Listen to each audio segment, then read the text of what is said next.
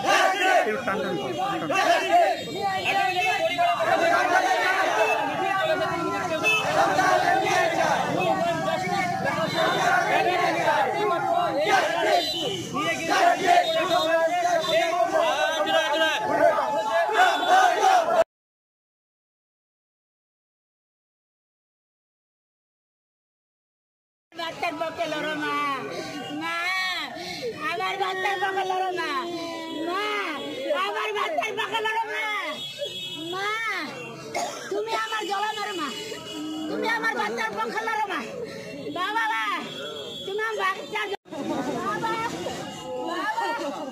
বাবা বাবা বাবা বাবা বাবা বাবা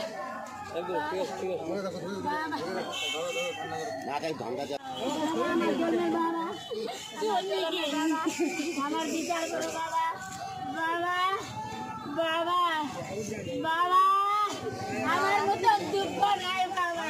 বাবা আমার একটা ছেলে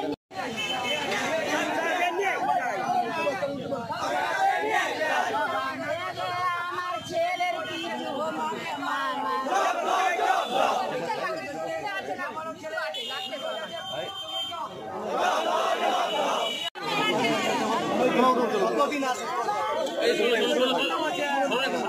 দাদা দাদা সামনেটা ছেড়ে দেন, সামনেটা ছেড়ে দেন। দাদা দাদা আপনি পিছনটা।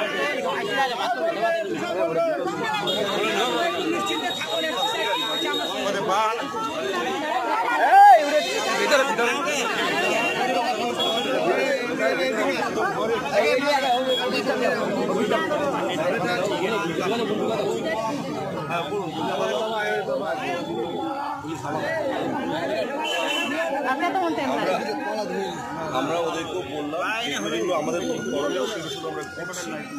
আমরা এটা সিআইডিও দেখছে, সিআইডি ইনভেস্টিগেশনগুলোও দেখছে, ওখানকার ডিআইজি সাহেবও দেখছেন এই পার্সোনাল পেপারটা। আর আমার থেকে যে সাহায্যগুলো করছে একটি ইনফরমেশন ছিল আমরা ভেরিফাই করছি। এবার যতক্ষণ না বাচ্চা উঠে যায় ততক্ষণ এই ভালো কথার কোনো ভ্যালু নেই। বাচ্চাটা উদ্ধার করতে চেষ্টা করছি, এবার চেষ্টা থামতে থাকছে না, এবার উদ্ধার হচ্ছে না আমাদের কখন। তাও তো টাইম দিতে হবে, কতক্ষণ টাইম লাগবে? ওরকমভাবে কি টাইম দিই আমি টাইম আজ থেকে তো 15-16 দিন থেকে পূজা হয়েছে। এরপরে নাম আছে কোনো নাম আছে কোনো উদ্ধার আমাদের কি ভালো লাগে বাচ্চাটা উদ্ধার নেই, আমরা চেষ্টা করছি উদ্ধার করতে। এবার দেখা যাক 16 দিন হয়ে গেছে। কেমন খুঁজেছে দেখ, 16 দিন হয়ে গেল তো খুঁজ পাইনি। তদন্তটা করছিল রবীন্দ্রনগর থানা তো তদন্ত করছে, আমরা ওদেরকে হেল্প করছি, তার সিআইডি ওদেরকে হেল্প করছে। মানে যদি সময় দেওয়ার ব্যাপারটা বলো তাহলে সেই রবীন্দ্রনগর থানায় দিতে পারবে। ওরা যা যা বলছে আমরা সেটা সেটা করে দিচ্ছি। এবার হবে দাদা আমাদের লেভেলে যেগুলো করার আমাদের কি ভালো লাগছে, তোমরা আসছো রাস্তা বলতে আমাদের ভালো লাগছে।